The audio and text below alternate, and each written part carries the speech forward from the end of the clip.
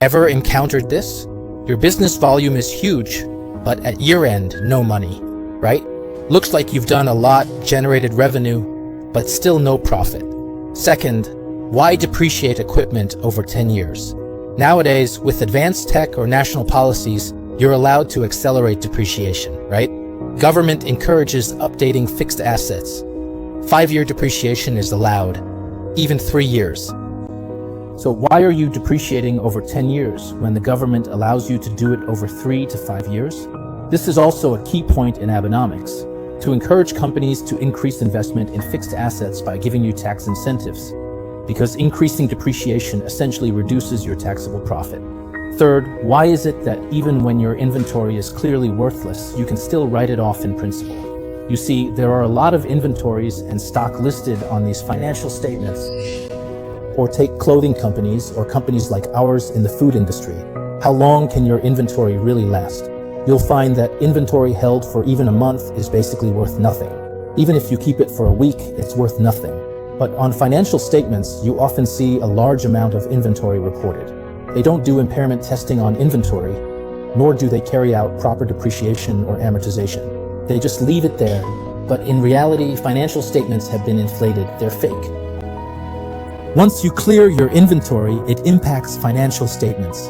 It's not just assets on the balance sheet, it significantly affects your profit and loss.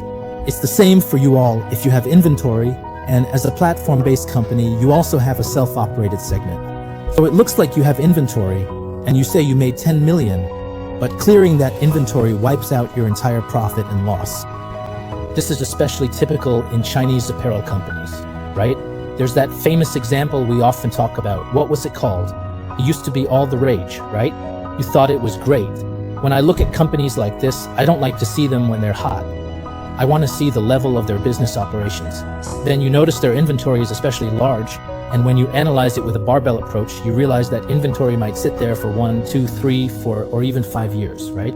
For many companies, 3 years is already a lot, and 5 years, well, there's basically no hope, no matter what kind of company it is, if inventory sits that long. So they have a huge amount of inventory.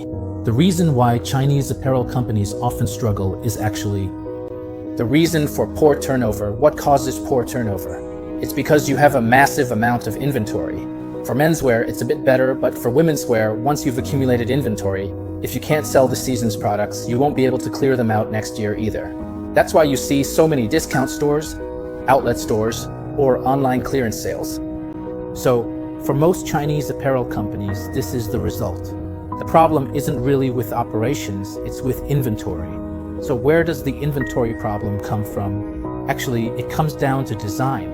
You don't have strong design IP, right? There are issues with your business management. Take brands like Dior or film companies, for example. Why? Their inventory is small.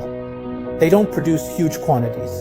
They industrialize products and when put out, clear inventory quickly. Especially companies like ZARA and Uniqlo, what we call fast fashion. The reason for their success is precisely because they set out to solve this problem. They don't keep large inventories. They operate with small batches and quick turnover, right? They copy designs quickly, and each product is only sold for one season, just 15 days per quarter. No matter how well it sells, they stop selling after that. This way, they've solved the inventory problem.